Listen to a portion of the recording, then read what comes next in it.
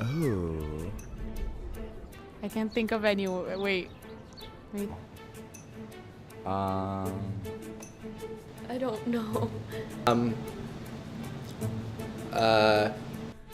Statues are often erected in order to honor historical figures or to commemorate specific moments into history. Recently, many statues have come under fire, like the Confederate generals. People wonder why these historical figures, who have had such a negative impact on the country, are honored with a statue. Why we act as if they are positive figures in our history. But although there are questions about those who are represented and what that message sends to the American public, the question of who isn't represented in statues also makes a statement.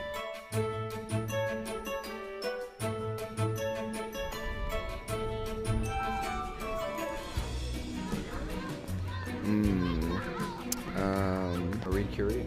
No. I don't know, probably like Eleanor Roosevelt. That is one of them. Haha, yes, I got one. I can't think of anyone right now. No, actually, not off the top of my head. I can't think. I think we should have, but it should come to me pretty quickly, but I'm not sure how many there are. There are 145 male historical figures represented with statues in New York City, while there are only 5 female historical figures, which include Harriet Tubman, Eleanor Roosevelt, Gertrude Stein, Golda Meir, and Joan of Arc. Joan of Arc was a peasant from France, said to be inspired by God to help liberate the French from English rule.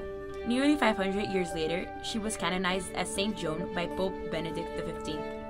The Joan of Arc Monument Committee was formed in 1909 in New York. Young sculptor Anna Hyatt Huntington's statue was unveiled in an elaborate ceremony in 1915. The Harriet Tubman Memorial, also called Swing Low, was commissioned through the New York City Department of Cultural Affairs Precinct for Art Program.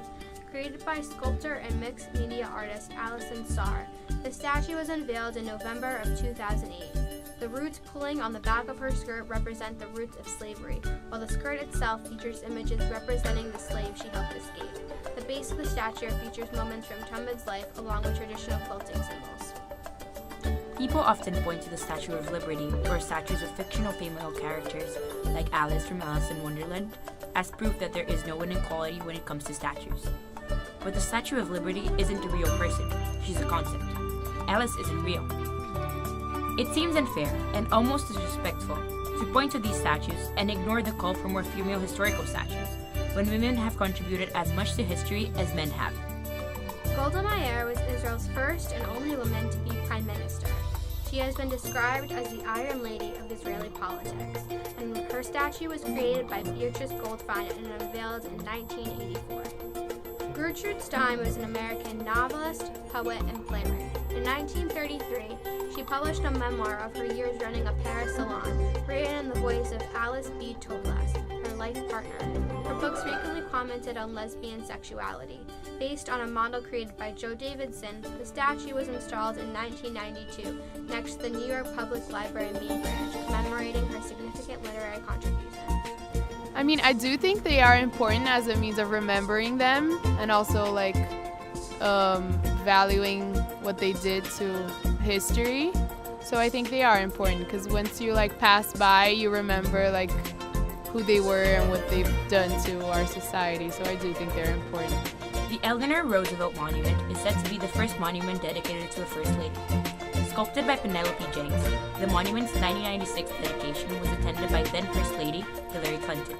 The surrounding pavement contains inscriptions with a summary of Roosevelt's achievements and a quote from her 1958 speech at the United Nations. To remedy the statue problem, New York City has announced that they will be adding 4 more statues of prominent women from the past. Billie Holiday, a famous jazz singer who protested lynching with her song Strange Fruit, Elizabeth Jennings Graham, a black woman who won an 1855 lawsuit against a Manhattan trolley company that wouldn't let her ride in a white-only car, Dr. Helen Rodriguez-Trias, the first Latina director of the American Public Health Association, who developed programs for families that are affected by HIV, and Catherine Walker, who spent almost 30 years as a keeper of Robbins Reef Lighthouse, lighting the way for ships between Staten Island and New Jersey. This is in addition to a previously announced statue of Shirley Chisholm, the first black woman to serve in the House of Representatives and the first black woman to run for president. Maya Angelou should have one. Obama should have Because I love him. Just kidding, because he was a really good president, and I think it's like inspirational for many young people. Jackie, JFK's wife, because she had a movie about her. I haven't seen the movie, but I feel like if you get a movie about you, it means you probably deserve a statue too. Marsha P. Johnson and Sylvia Rivera. Both of them need a statue together, hands up, doing everything.